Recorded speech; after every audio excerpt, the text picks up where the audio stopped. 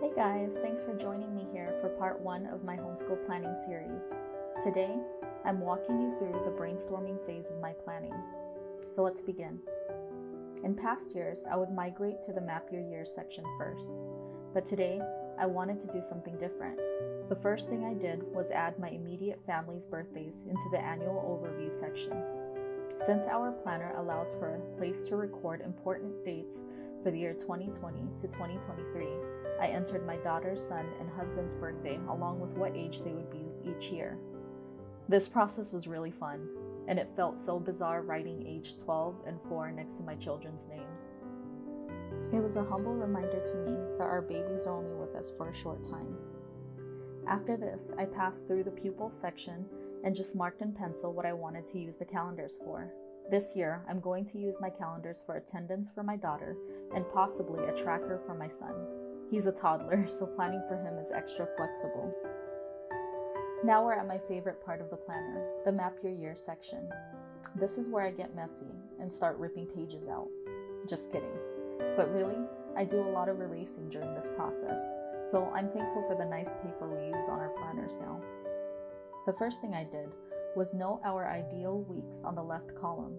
We are doing 36 weeks of school, so at first, I attempted to backwards plan from the date I wanted our school year to end and count down to see where that would leave our start date. I realized after that I needed to make adjustments, so I made the adjustments accordingly. Having a home business that we run as a family allows our family such a unique schedule. I'm so thankful for that. I will admit it took me a while and it still is difficult for me to embrace.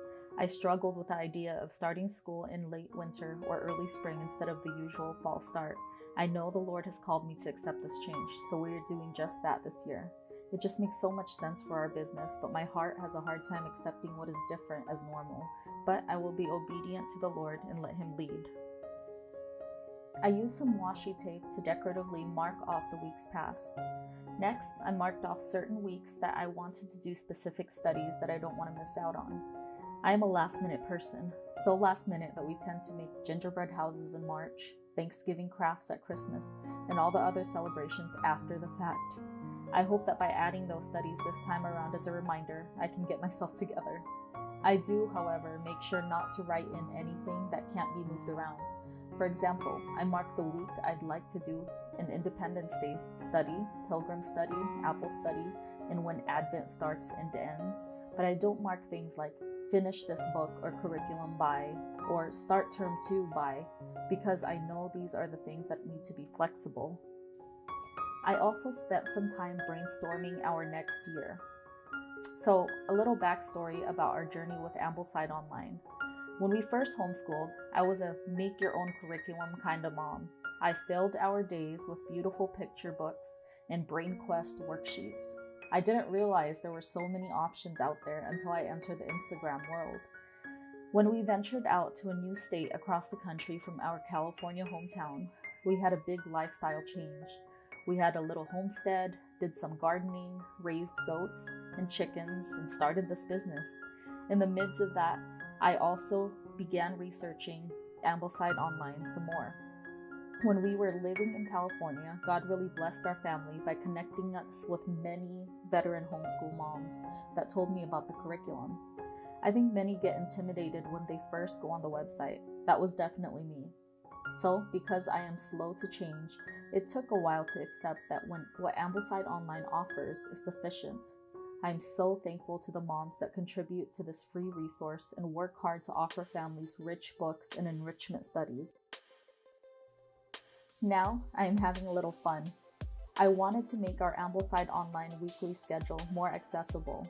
So I had this idea while I was in bed and the household was asleep to try this. At night, when I should be sleeping, is often when I get crazy ideas. It's gotta be a creative person thing, right?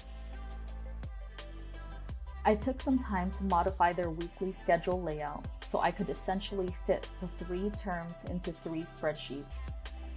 I did this by removing the daily work and free reads. I wanted to make it possible to see the schedule while I planned my week, so I played around with some washi tape and created this concoction. I printed the spreadsheets and told my printer to print 2 pages per sheet in landscape setting. I used to keep our Ambleside schedule on a clipboard, but within a few weeks, it's a hot mess. Now, I use one of my note pages to do a marker test and label which marker I used per color. This, of course, is not an essential if it's not your thing, but I love making things pretty with a little touch of color, and I also love coordinating colors. Disclaimer though, I am not naturally good at coordinating colors and making things pretty. It definitely takes work and thought, but I find when I take the time to make things aesthetically pleasing for myself, I am happier with the end result. I've also created a little section in my notes section to come back to so we can pull some readings from year 1 and year 2 of Ambleside Online.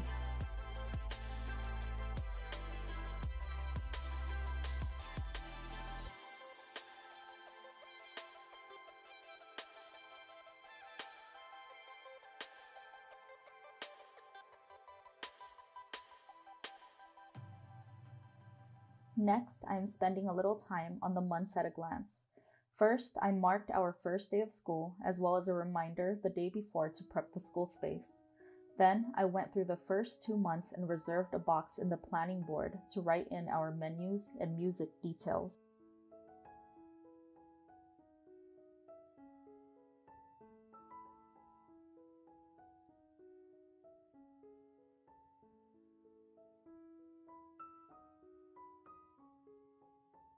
We have loved using menus from Meaningful Menus to hold our songs in. We keep a volume of meaningful menus in our menu for about 2 to 3 months, and I change out the Ambleside Online hymns and folk songs monthly. Did I already say I am so thankful to the moms that created Ambleside Online? They've introduced our family to so many beautiful things.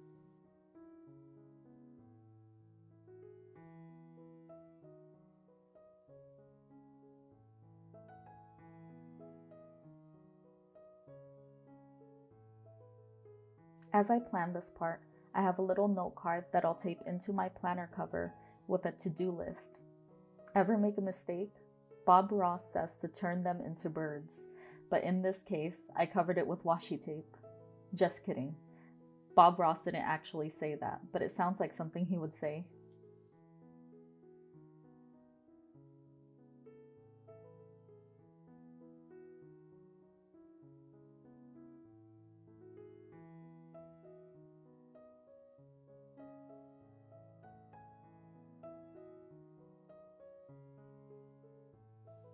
Last, I returned to the Pupil section to make a note of Ambleside Online's recommendation for daily and weekly work for my daughter.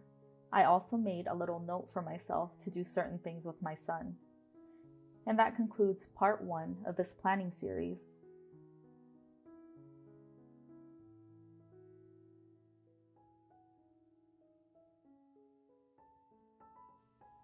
I call part 2 praying and detailing because this is the time that I constantly consult the Lord as I direct the rest of our planning. A couple of weeks ago, my friend Rebecca, who owns the blog A Humble Place and creates picture studies for Ambleside, as well as other things, shared with me some Charlotte Mason archives that included the timetables of different forms. After spending some time looking through them, it gave me a basic idea of how to spread the many different subjects through our day. I'll share more on this on part 2. Thank you for joining me, and I hope this video brings a little inspiration to your planning. So what phase of planning are you in right now, and what have you learned along the way? I'll chat with you soon.